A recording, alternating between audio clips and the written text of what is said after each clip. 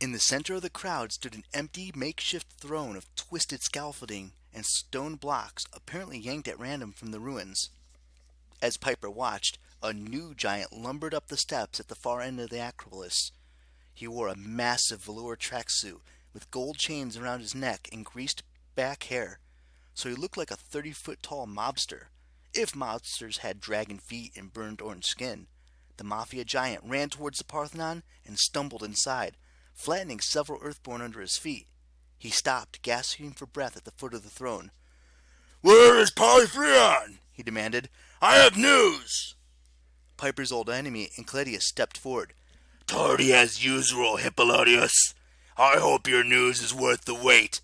King Polyphrion should be." The ground split between them. An even larger giant leapt up from the earth like a breaching whale. "King Polyphemus is here," announced the king. He looked just as Piper remembered from the wolf house in Sonoma. 40 feet tall, he towered over his brethren. In fact, Piper realized queasily, he was the same size as the Athena Parthenos that had once dominated the temple. In his seaweed-colored braids, captured demigod weapons glittered. His face was cruel and pale green, his eyes as white as mist.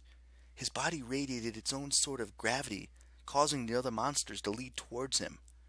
Dirt and pebbles skidded across the ground, pulled towards his massive giant feet. The mobster giant Hippolytus kneeled. "My king, I bring word of the enemy." Polyphrion took his throne. "Speak." "The demigod ship sails around the Peloponnese. Already they have destroyed the ghost of Ithaca and captured the goddess Nike in Olympia." The crew of monsters stirred uneasily. A cyclops chewed his fingernails. 2 Dracanae exchanged coins like they were taking bets on the end of the world office pool. Polyphrion just laughed. "Hippolodius, do you wish to kill your enemy Hermes and become the messenger of the giants?" "Yes, my king." "Then you will have to bring fresher news. I know all of this already. None of it matters. The demigods have taken the route we expected them to take. They will have been fools to go any other way." "But sire, they will arrive at Sparta by morning, if they manage to unleash the Machi." "Idiots!" Polyphrion's voice shook the ruins. "Our brother Mimius awaits them at Sparta. You need not worry. The demigods cannot change their fate. One way or another their blood shall be spilled upon these stones, and wake the Earth Mother."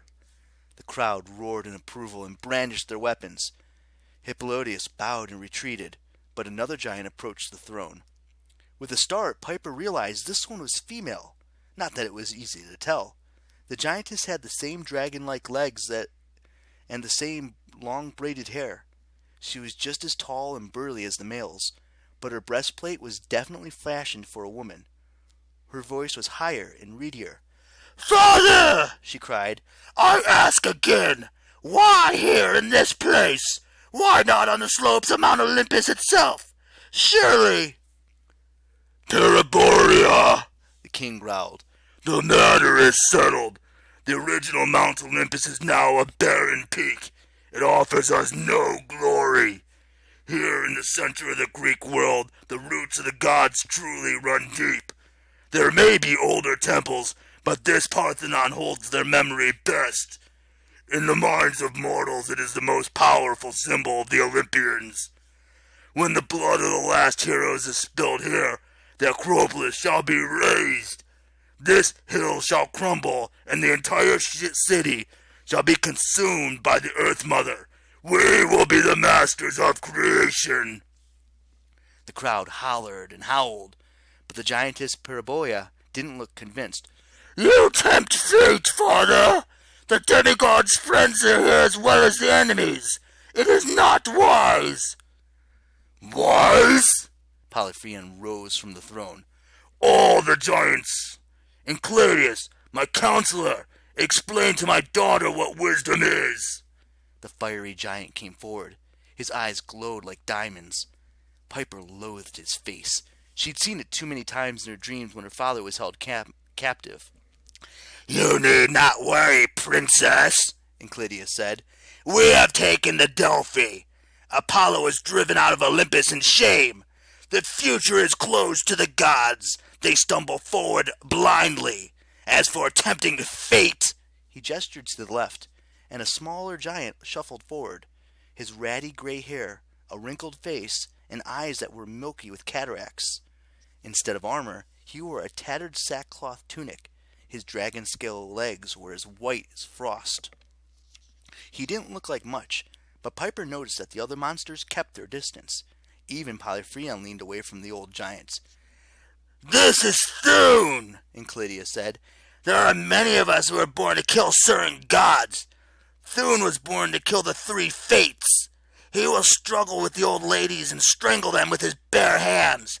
He will shred their yarn and destroy their loom. He will destroy fate itself." King Polyphrenion rose and spread his arms in triumph. "No more prophecies, my friends. No more futures foretold. The time of Gaia shall be our era, and we will make our own destiny." The crowd cheered so loudly, Piper felt as if she were crumbling to pieces. Then she realized someone was shaking her awake. "Hey," Annabeth said, "we made it to Sparta. Can you get ready?" Piper sat up groggily, her heart still pounding. "Yes." She gripped Annabeth's arm. "But first, there's something you need to hear."